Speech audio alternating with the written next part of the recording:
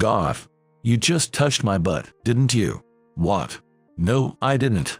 I was flustered by the woman shouting loudly in the middle of the busy street. I was only trying to help her up after she fell, and hadn't done anything inappropriate, but with her yelling like this, it seemed like even good intentions could be twisted into something bad. Hold on, stop making such a scene. So now you're trying to touch me again, you pervert. Ach, give me a break. K kidnapping. Eek. There was no getting through to her as she kept making a fuss. I decided to take drastic measures by grabbing her hand and dragging her into the restaurant. Neither of us could have imagined at the time that this crazy encounter would lead to what happened later. My name is Jack. I run a diner that's been passed down through generations. But it's nothing too fancy. It's a small family-run diner that mainly serves locals we know, just barely getting by. After my dad passed away in an accident when I was little, my mom took over the diner and raised me. But running the diner was tough on my mom, who was sickly to begin with. The year I turned 18, she went to join my dad. And now, 5 years after I took over the diner, the business was struggling and at its limit. One day, as I was walking up to the diner, which also serves as my home, carrying grocery bags from the supermarket, it happened. What? No way. A woman passed out in front of my diner. She was lying face down so I couldn't see her expression. I rushed over and lifted her up in my arms. Good. Looks like she's conscious. Her face was pale, but she was breathing and didn't seem to be injured. I was worried she might have hit her head when she fell, but I was relieved for now. Just as I let out a sigh of relief, I heard it. Grow wall. A sound was heard. This sound came from the woman in front of me, not me. Don't tell me that was her stomach. Just then, she slowly opened her eyes. Are you okay? As I spoke to her, she stared intently at my face with a dazed expression. I only noticed now, but this woman was quite a beauty. Despite her pale complexion, she had all the features of a beautiful woman. Large eyes framed by long lashes, a long nose, slightly full lips with a light pink lipstick, silky black hair falling over her forehead. As I spent a little time observing her while waiting for her to fully regain consciousness, she suddenly let out an ear-piercing scream. Eek! Suddenly there was a deafening scream. I covered my ear with a hand not supporting her body. So loud. Who are you? In your hand. Saying that, she leapt away from me, her body trembling. His body was wagging and trembling. Goff, you touched my butt, didn't you? Huh? No, I didn't. I just lifted you up. Liar. Your hand definitely touched me. Perhaps I did touch her waist area while trying to support her body, but I didn't mean anything by it. I thought it best to apologize since she seemed shaken up too and was about to say sorry, but then, pervert. Being insulted like that pissed me off. Now look here. Stay away from me. Molester. She started making a big fuss, so I looked around in a panic. I could confidently say I didn't do anything wrong, but if this turned into a scene, as a man I'd likely end up in a bad position. Hey, calm down. Keep it down a bit. But she wouldn't quiet down. Reacting to her voice, the neighbor's dog buddy started barking. Ack, what a pain. Muttering that, I grabbed the woman's arm. It was a bit forceful, but I had no choice. Huh? What? The woman was taken aback by my sudden action. Taking advantage of that, I brought her into the diner. Just shut up and sit down over there. I called out to her from behind the counter. Though she was still wary of me silently going about my work, she surprisingly obediently sat down in a chair. After all that fuss, I figured she'd be okay, but her face was still pale. Worrying she might suddenly collapse again, I kept an eye on her while silently continuing my work. Here you go. I set down a tray of food with a clatter in front of the woman, who had been sitting quietly. This is soft polenta with poached egg and braised greens, made bland for easier digestion. Oh, and be careful, it's hot. Perhaps due to her surprise or lingering caution, she didn't attempt to eat it at first. However, she couldn't resist the allure of the delicious aroma. I heard that familiar sound from her stomach again. Grow wall. Maybe it was just me, but it sounded louder than before.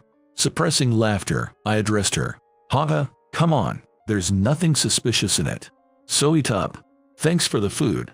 Her face was beet red from embarrassment, but she picked up the spoon and scooped up some polenta. Smells good. then brought it to her mouth.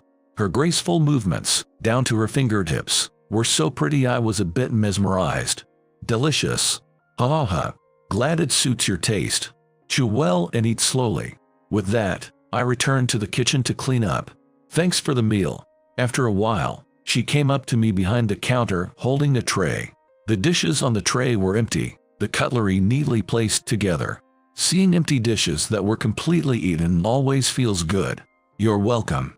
Glad you liked it. You looks better too. Sorry about earlier. For making such a scene. Yeah, really. I could have been falsely accused if it kept going like that. At my words, the woman looked truly sorry. Thinking I had teased her a bit too much, I said, "Nah, just kidding. If you found yourself being touched by a man, it would surely be horrifying. Even if it was spur of the moment, I should have been more considerate. Sorry for that." I requested a handshake as I said that. "No, I'm the one who should apologize for wrongly suspecting you. And thank you for not only helping me, but treating me to such a delicious meal. I really appreciate it." When she was making a fuss earlier, I honestly thought she was being a pain. But after witnessing her polite expression of gratitude and her acceptance of my request for a handshake, I found myself liking her. "I'm just happy you finished it all. I used to make it a lot for my late mom, so it's my signature dish. I calculate the salt concentration and everything." "Is that so?" I'm sorry." Don't worry about it. It's been a long time since she passed. In reality, I'm too old to be feeling lonely over my deceased parents, and I sorted out my feelings long ago, so there's no need for her to be concerned at all. It was really delicious. I haven't been able to eat much lately, but I couldn't stop eating the food you made. It was so good. Aha, that's great to hear. I've been interested in cooking since I was a kid because my family runs a diner. I find cooking fun. It requires me to be meticulous and calculate various things. My parents told me that my studies are the first priority, and helping at the diner is the last thing to consider, but I found studying at school to be so boring. For me, researching cooking is way more fun, so I got super into it. My parents were exasperated with me though, haha.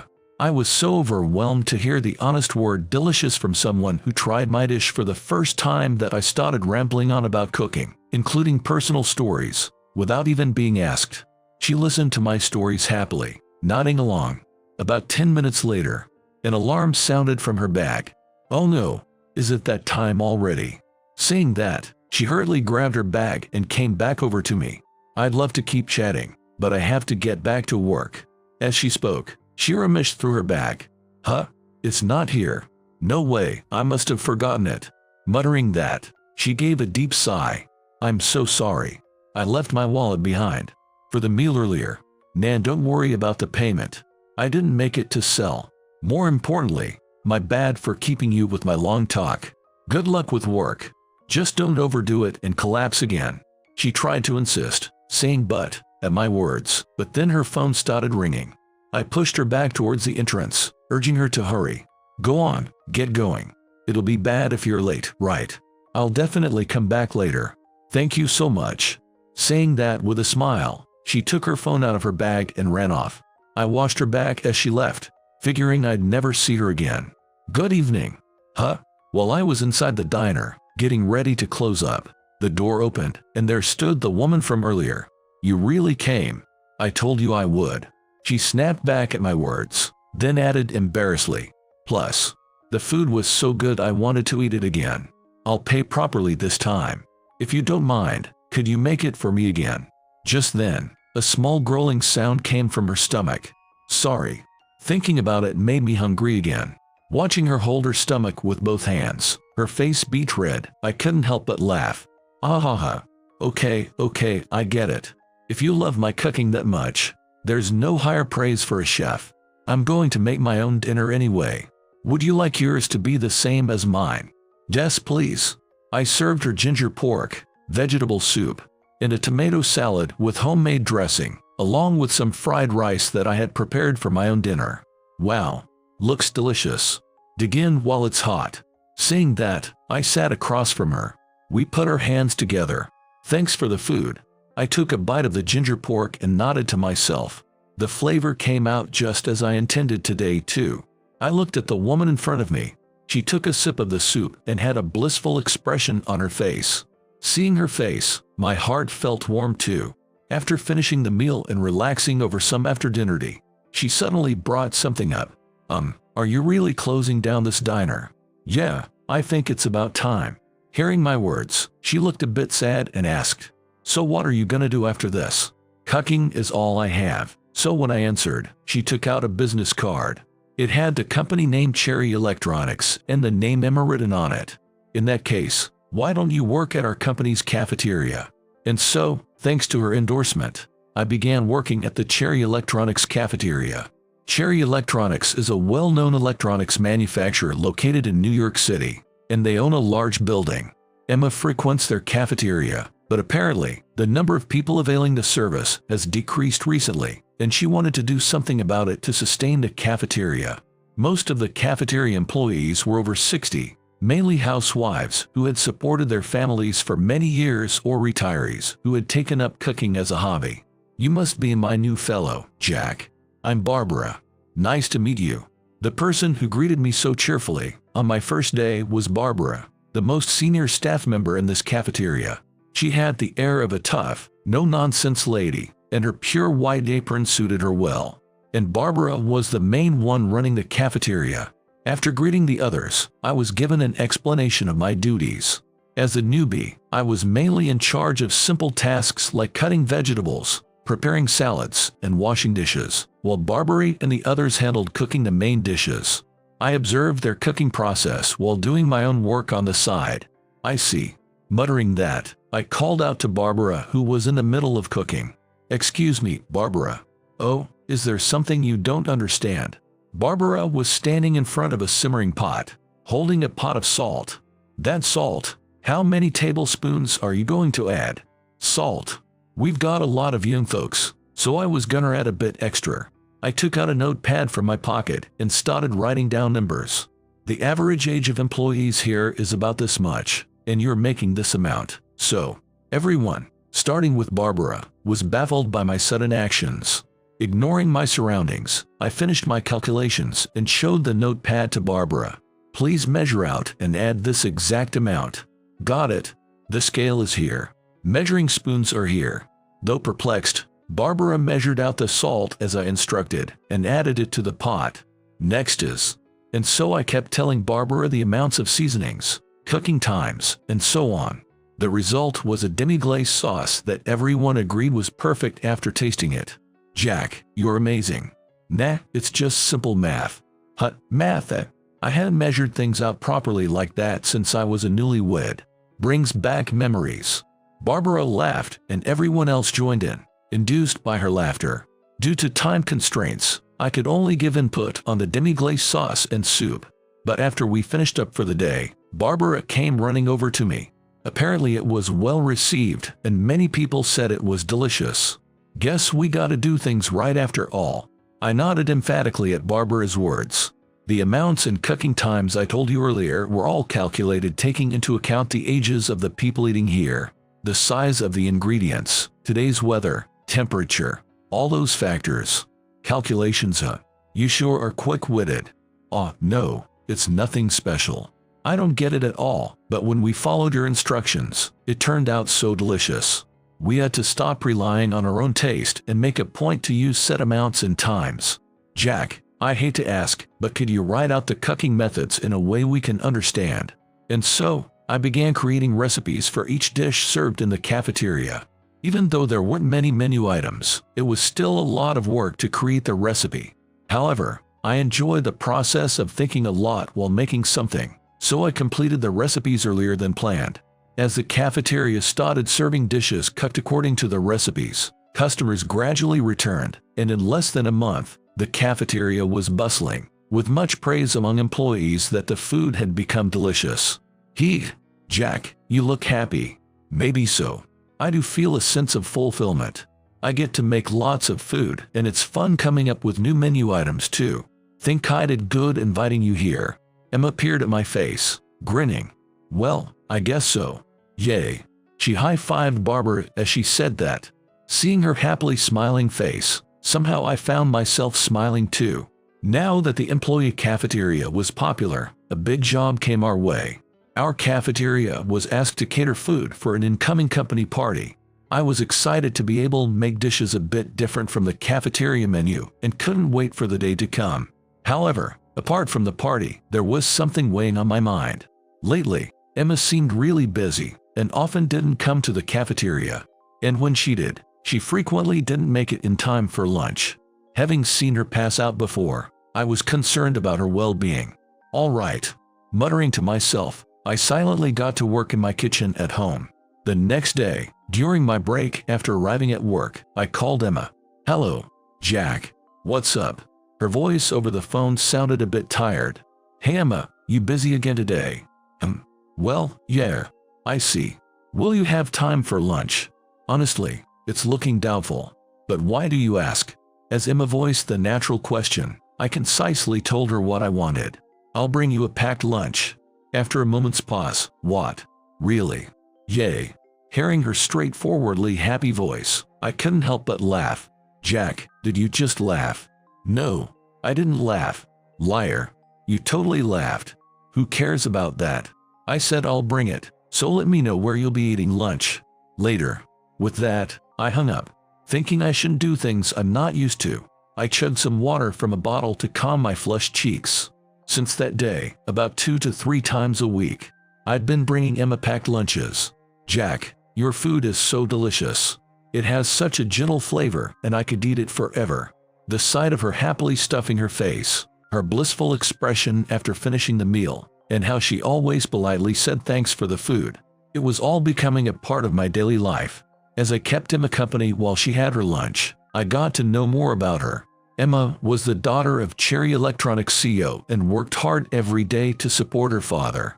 Right now she was running around everywhere to prepare a proposal for a new business venture. Her team was going to present the new business plan at the upcoming company party. That's why there were days she couldn't make it to the cafeteria, which made her sad. Listening to her, I realized I hadn't known anything about Emma before. Yet for some reason, I was so curious about her. It was strange even to me. Up until now, I had no interest in anything besides cooking. Was it because our first encounter was like that? Was that why I was so concerned about Emma's health? "Jack, were you thinking about cooking again? You had such a serious look on your face." Was I making that serious face? "I'm really looking forward to the food menu at the party. I wonder what kind of dishes there will be. As much as I think about cooking." "Huh? Wait, could it be?" "Jack, I could happily eat anything you cook," Emma said with a laugh. Her face seemed more dazzling than ever and my heart started pounding on its own. My cheeks felt hot. "Jack, your face is red, are you okay?" Saying that, she put her hand on my forehead. "Wait, what are you doing?" I hastily pulled away and Emma looked at me with a puzzled expression. "Oh, I thought maybe you had a fever." Perhaps my fingers are too cold." "Sorry about that. It seems I have poor circulation, that's why." Saying that, she blew on her own hands and rubbed them together. "No, that's not." Completely thrown off by her unexpected actions, my heart was beating even more loudly than before. "Oh no, I have to get back. Thanks for the lunch. It was super delicious again today. I'll wash the container and return it later. Don't overdo it, okay Jack?" "Yeah." Emma glanced back at me one last time, waved with a smile, and ran off.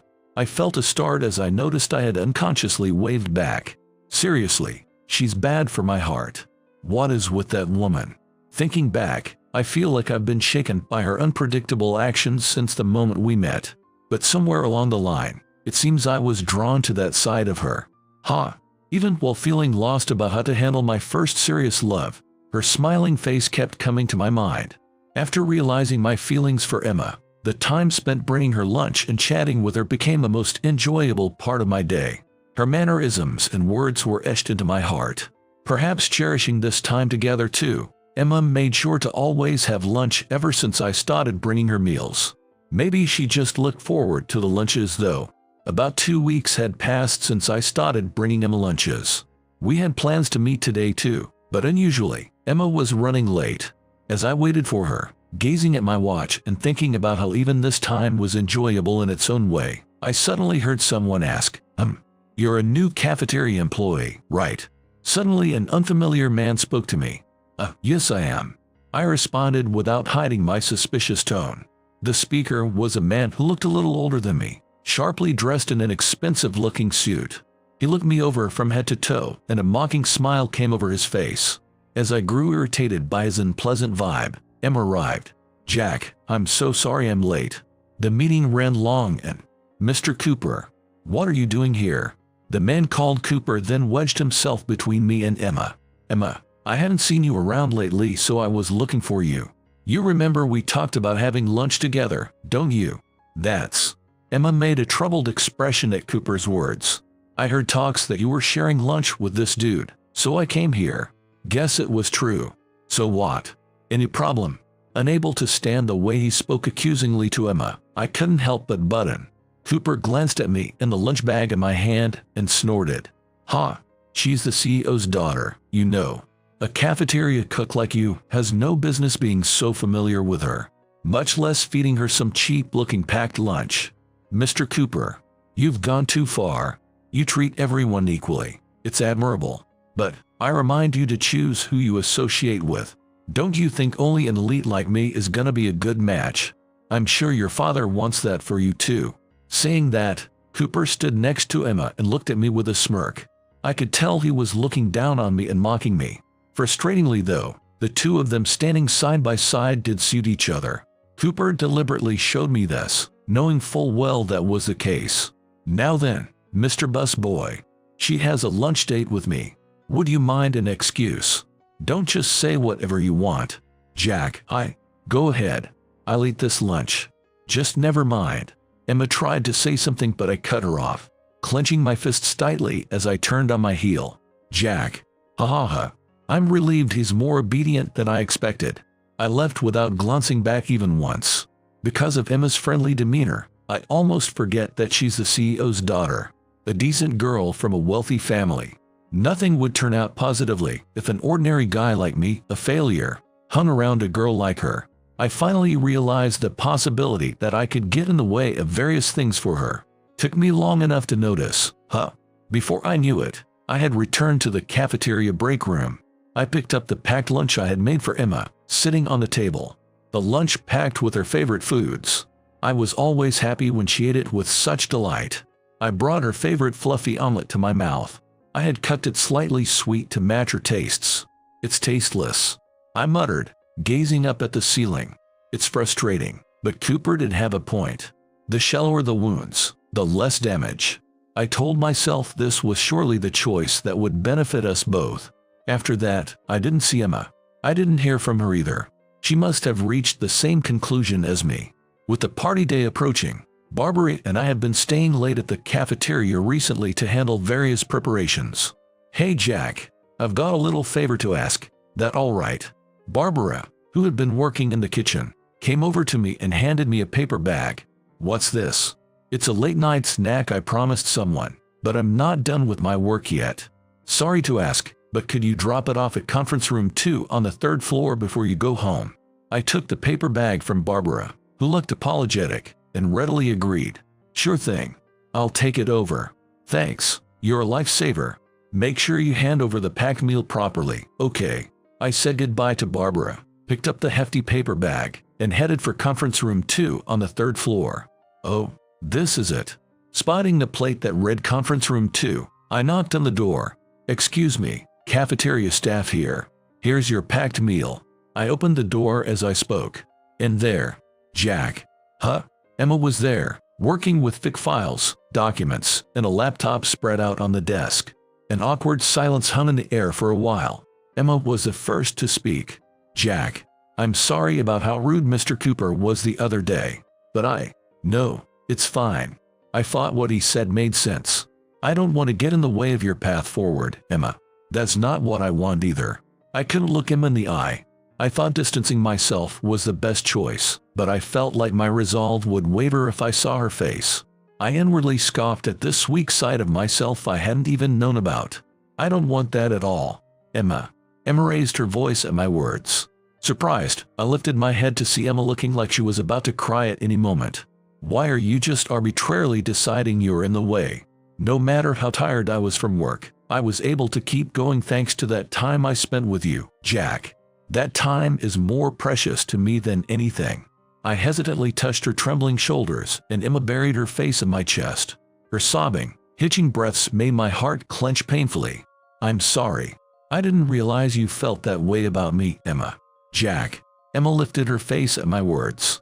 Seeing her tear-stained cheeks and reddened eyes made the pain in my chest worse. I'm really sorry. I didn't mean to make you cry. No, I got too complacent with your kindness too. I took for granted that you'd make and bring me lunches. I was so caught up in being busy, I forgot to consider your feelings too. I'm sorry. After apologizing to each other, the awkwardness and relief made us both laugh. I'll explain things to you properly, Jack. I felt a little happy noticing how Emma, who had spoken politely to me before, now used a more casual tone. It was a shame that Emma, who had been so close just moments ago, put some distance between us again after regaining her composure though. The reason I've been so busy lately is because there's an unsettling atmosphere spreading in the company. Unsettling atmosphere. There are people trying to undermine my father, the CEO, and oust him from power. Those people have been making suspicious moves, so I'm in the process of gathering evidence and documents. Everyone's predicting something might happen at the new business proposal competition coming up. Since I'm one of the presenters, they think maybe they'll try to pull something on me. Faction and fighting. I guess once a company gets this big, that kind of conflict becomes a reality. Back when I fainted in front of your diner, I had been running around like this. The fatigue was certainly a factor, and I couldn't sleep at night, and I had no appetite. I was feeling really out of it, and then suddenly I passed out. Emma laughed in embarrassment, but I couldn't laugh along. I had no idea back then or now that Emma had been driven to the point of fainting. I alternated between looking at the documents laid out on the table and Emma's face. Then, with a newfound resolve in my heart, I made an offer to Emma. I'll help out if you'll have me. Let me know if there's anything I can do, if there's something I'm capable of. Hearing that, Emma thought for a bit, then mumbled softly with slightly flushed cheeks. In that case, could you sit here? Sure. And then, could you lend me your shoulder? My shoulder. I had assumed she would ask me to help sort documents or something, so the unexpected request made me let out a stupid-sounding yelp. Yeah. Is that no good? Her voice was so soft it seemed like it would disappear at the end there, but I had no reason to refuse. It's fine. Here, rest your head. I guided Emma's head onto my shoulder as she sat next to me. A soft weight pressed against my shoulder, and a nice scent wafted gently from her glossy black hair, making my heart pound noisily. Thanks, Jack. I couldn't see her expression from this angle anymore, but I felt relieved sensing a tranquil air from her voice. After a little while, I heard the sound of soft, even breathing. She fell asleep. Being careful not to wake her, I supported Emma's body so she wouldn't slip off the chair. And then, I suddenly remembered our first encounter. Back then, she had called me a pervert when I touched her body to tend to her after she collapsed. It's only been a few months, but it feels like so long ago, yet also like just yesterday. Don't get mad this time, okay? Listening to her soft breathing right next to me, I gently stroked her head. Then I quietly placed a kiss on her soft hair. You'll forgive me for this much, right? I'm gonna do my best for your sake too, Emma. After gazing at Emma sleeping peacefully for a while, I quietly waited for her to wake up while looking over the documents in front of me. After that, when Emma woke up, nothing really happened. We just promised to make packed lunches again and parted ways. But as the day of the party approached, we ended up not having any time to see each other before the day arrived. I was busy running around with Barbary and the others, preparing the food and setting up the party venue. Worried about Emma, I went to check on her briefly and saw that she too was busy preparing for the competition with her colleagues. Emma. Noticing my voice, Emma smiled. Perhaps because it was the day of the competition, she had a sharper air about her than usual. Jack, you must be busy with preparations too, right? You're not overdoing it. You okay? Yeah, it's more hectic than ever, but I should be the one asking if you're overdoing it. You're the one who's busy, right? So here, take this. I handed Emma the small bag I was holding. Inside were some chocolates with nuts and a cup of drink I made with apple cider. Wow, thanks. I think I'll have one right now. Smiling happily, She said thanks for the food and popped a chocolate into her mouth. Delicious. Her face lit up blissfully. I love seeing Emma's face like this. It's a smile that makes me feel happy just looking at it. Good luck with your presentation today. Barbary and the others are rooting for you. As I said that and turned to leave, Emma suddenly grabbed my hand. Huh? Hey Jack, after the party today is over, there's something I want to talk to you about. She looked up at me, her eyes serious. Sensing a slight intensity in those eyes, my heart started pounding rapidly. Will you hear me out? The moment she said that, she squeezed my hand harder. Unable to look away from her, I gave a short reply. Sure. Hearing that, she seemed a little relieved and smiled. Her cheeks and ears were a bit red. Okay, see you later then. Waving, Emma returned to her colleagues. That Mr. Busboy again. You really do show up in the most out-of-place spots, don't you? Cooper appeared behind me with a mocking expression. Oh, it's you. Pretty free, aren't you, loitering around on a day like this? Perhaps irritated by my sarcasm, his expression soured openly and his tone changed. I'm the MC for today. I've already got the whole program perfectly memorized. Good for you. Well, I'm busy so I'll be making myself scarce now. Having learned last time that nothing good comes from talking to Cooper, I promptly tried to leave. Hey, I'm gonna propose marriage to Emma today. I'm sure she'll accept. Once that happens, your relationship with her ends today too. Too bad for you. Well, do your best to at least contribute some nice food to the party, will you? I heard those words along with a cackle behind my back. Propose marriage. That dude and Emma.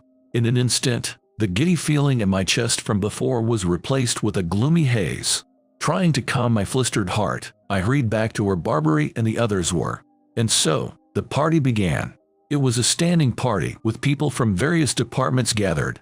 The company invited not only me and Barbara, who prepared the food, but also the rest of the cafeteria employees to attend the party. Emma had mentioned before that the anti-CEO faction seemed to be planning something at this party, but so far everything was proceeding smoothly, with no issues. Two groups had finished their presentations, and next was Emma's team's turn. My topic is regarding the new business plan we're proposing.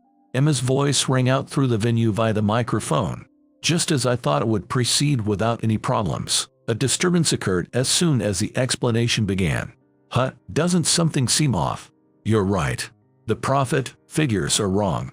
Noticing the commotion in the venue, Emma stopped her explanation and checked the materials she had on hand. Is there some trouble? Well, Emma was flustered by Cooper's question as the MC.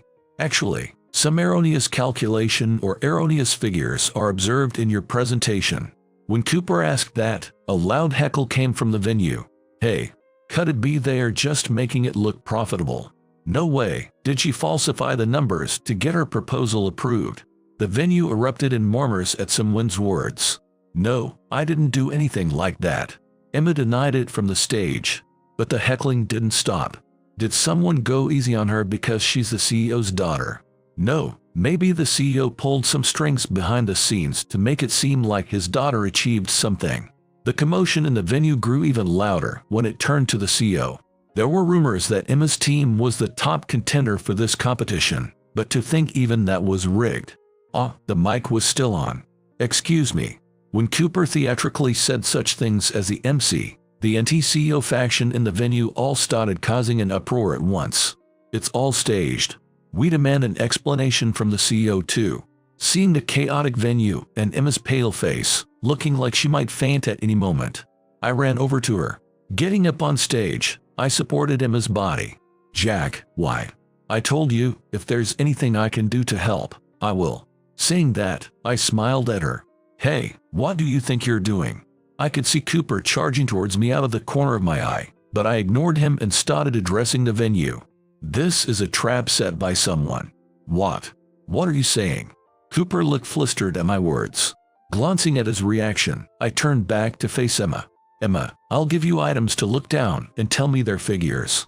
And could someone record the figures she says and calculate them too? I want to cross-check them with my arithmetic results. Now then, first is. Leaving the dumbfounded crowd behind, I instruct Emma to provide me with the figures needed for the calculations. To show there was no room for foul play, It had to be done in front of a large audience. When I announced my calculation results, a few minutes later, the person with the calculator came up on stage and shouted, "It matches." The venue erupted in commotion again at that voice. Those guys must be in on it too. I bet they just randomly listed off numbers and coordinated the answers beforehand. Someone yelled from somewhere, and I calmly responded, "The results and formulas are all correct. Anyone who calculates gets the same result accordingly." This was the original content of her proposal, but someone tampered with numbers in the documents to discredit it and create drama here. It's an attempt to shift the blame for the CEO's daughter's blunder onto the CEO himself. At my words, the faces of several people, starting with Cooper, suddenly changed. Could it be the work of the senior managing director who's been at odds with the CEO? He did say stuff recently like the regime will be changing soon, didn't he?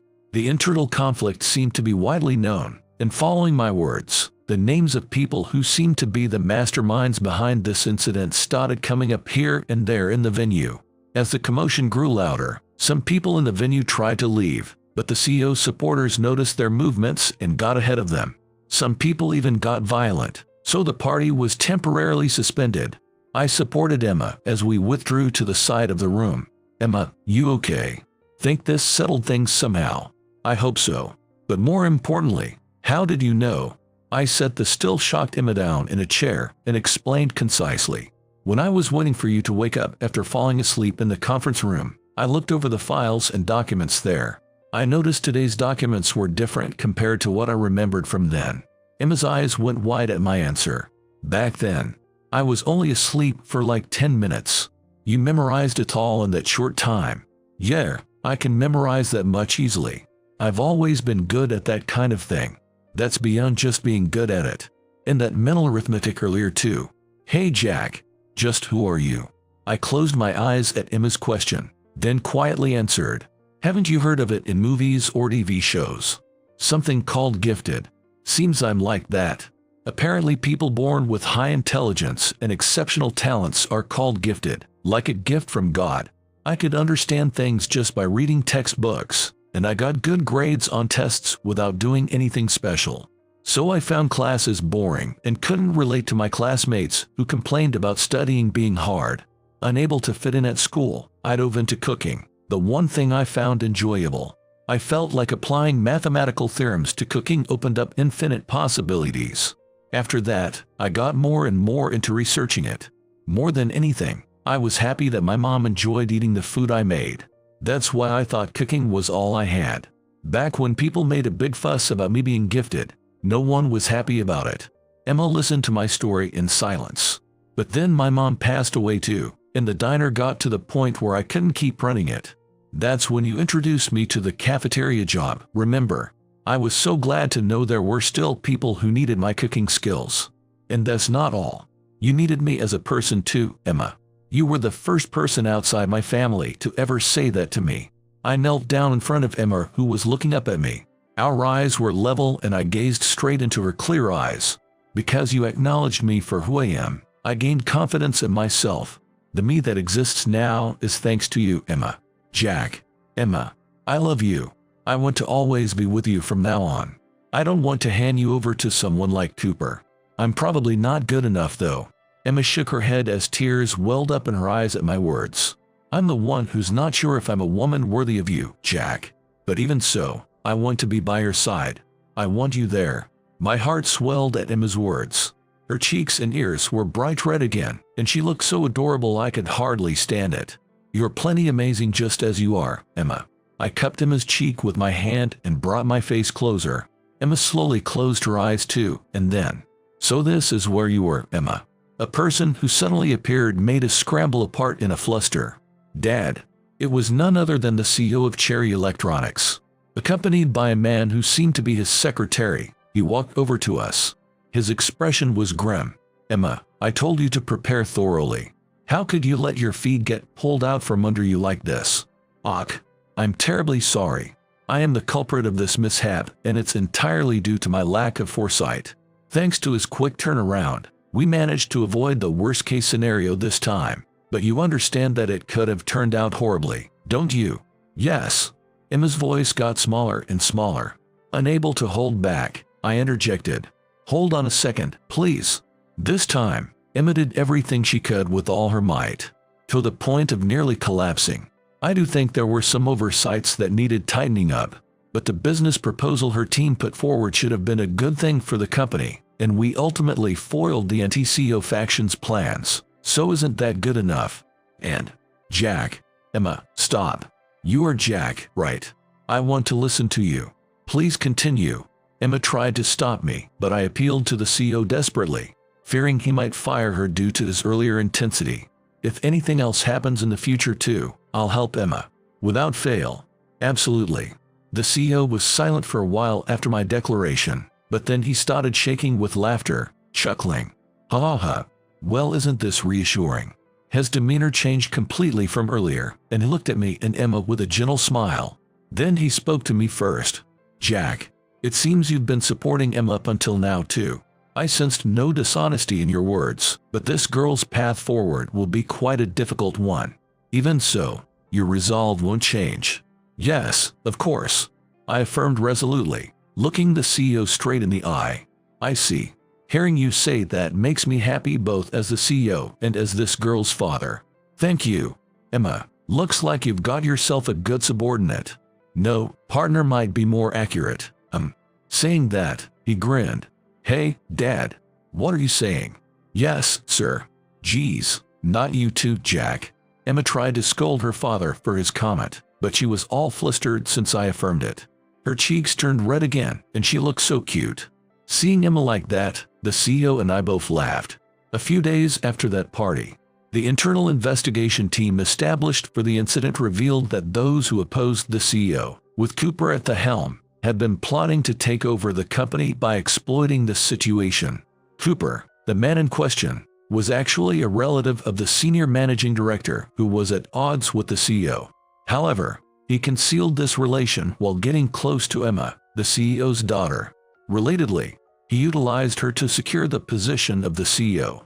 Furthermore, he strategically controlled his own relative, the senior director, like a pawn, then pinned all the responsibility on him and cut him loose. Naturally, every single one of them was disciplined and Cooper was terminated. After that incident, I left the employee cafeteria job and joined Cherry Electronics. I chose to stay by Emma to support her, as I had declared to the CEO. Barbary also saw me off happily, saying we'll all protect the cafeteria, so leave it to us. And so, Emma's new business plan has been officially adopted. To launch the project, Emma was appointed as the plan's creator, and her team members, who have been working under her leadership, as well as myself, who saved the day, were all assigned to a newly established new business division. Honestly, working at a company has been quite tough for me, as I've only experienced failed interpersonal relationships until now. However, I can do my best because Emma is by my side. Perhaps because I was thinking about that, I suddenly remembered something I had forgotten to ask and questioned Emma, who was working next to me. Come to think of it, you said you wanted to talk after the party, but what did you want to talk about? Actually, I was planning to tell you that I love you. Emma brought her face close to my ear. Hey, we got interrupted that day because my dad showed up, but I'm waiting for you to continue where we left off, you know. As she whispered that, I felt a soft sensation on my cheek. Huh? Did you just kiss? Hey, Jack, even your ears are bright red. Laughing merrily, she ran off ahead of me and I chased after her with a wry smile. I probably won't ever be a match for Emma, who keeps throwing me for a loop. Well, that's fine though, because I realize getting messed with by the person you love is unexpectedly fun. This world is overflowing with so many fun and interesting things that I just never noticed. She made me realize that a world I couldn't have noticed on my own is now spreading out before my eyes. She made me realize my potential is infinitely expanding too. I want to do anything I can for her sake, as she's the one who made me aware of that. With those feelings in my heart, I want to keep moving forward without ever stopping.